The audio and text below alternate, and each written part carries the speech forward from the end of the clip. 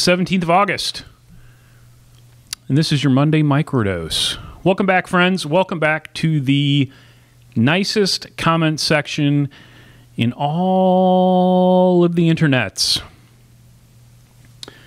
Thank you once again for watching and all your nice comments and for subscribing. If you like the content, share it with your friends. So, first things first, Guy, I believe it was Guy, had a recommendation for an alternative to supple, and he suggested Lan Yap. It means a little something extra. Guy, I got to be honest with you, I appreciate it, but I don't think it's going to catch on. I wrote a blog post last week. It's about saying yes and how there have been times in my life when I haven't said yes, and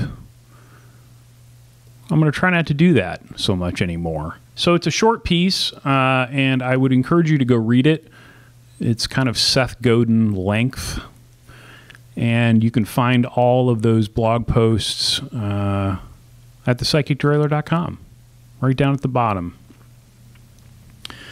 So, but kind of piggybacking on that, I want to talk about saying yes when it comes to bicycles. Because, you know, and I guess I want to say right off the bat, there are people that I know, there are customers, there are friends, there are customer/friends and friends/customers who watch these videos and they see me talk about something like this, and then the next thing I hear is, you were talking about me, weren't you?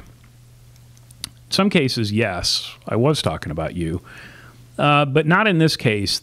What I'm talking about today is more of a composite of 35 years of customers.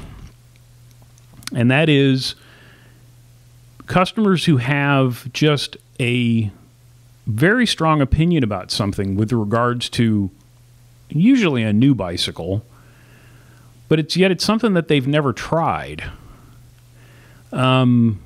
And it could be a wheel size, it could be a tire size, it could be a specific shifter. I've always used this shifter, and I love it.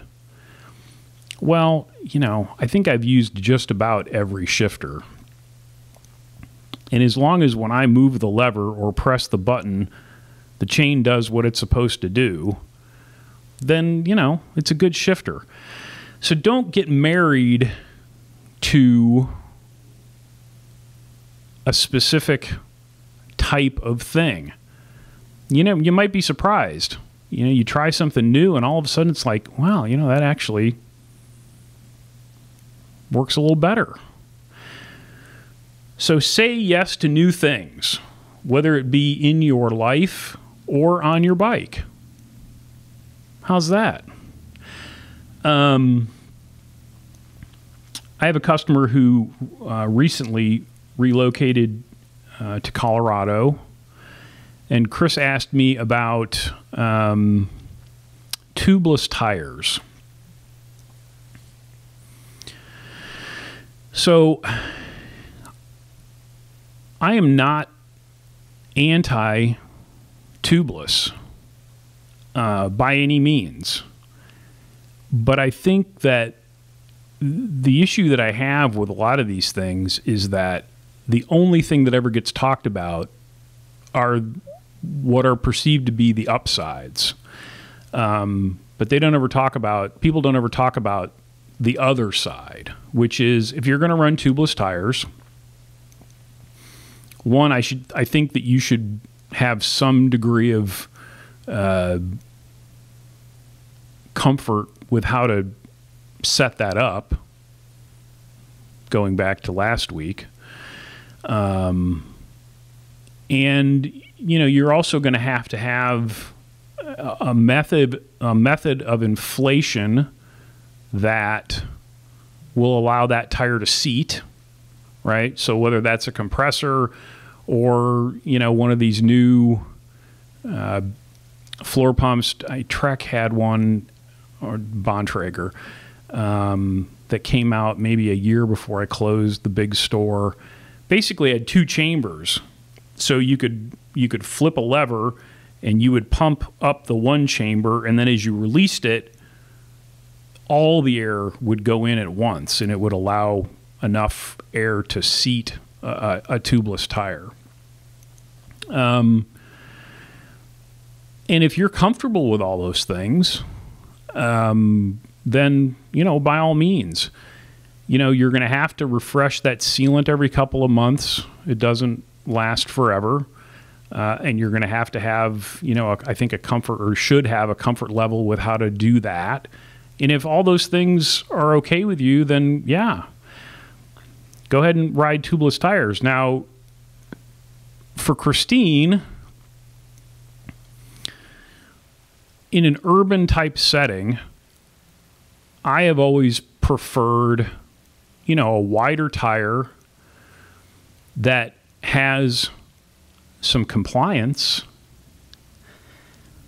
but some degree of puncture protection. It's not going to, you know, it's not going to, you know, alleviate all flats, but, you know, it will take care of most of them.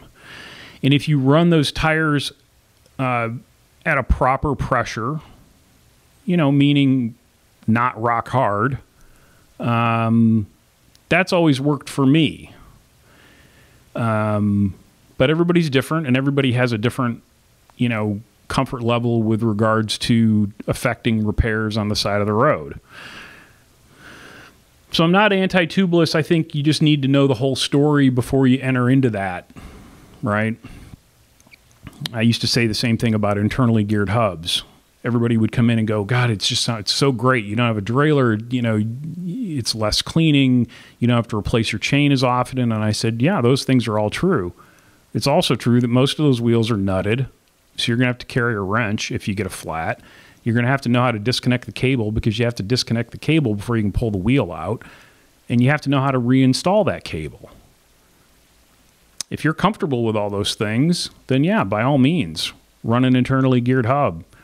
To me, it's a lot easier to flip a lever, knock the wheel out, and fix your flat and go back about your business. It's also not that big a deal to wipe your bloody chain off every once in a while. But I digress. So, yeah, Christina, I know you got your flat fixed. Good for you. And if you decide to go down the tubeless road, let me know how it worked out. That's it for this week. Hope you guys are doing well. Stay sane. And until next time, be nice, work hard, ride bikes, play music when you can. I will talk to you soon. Next week, probably.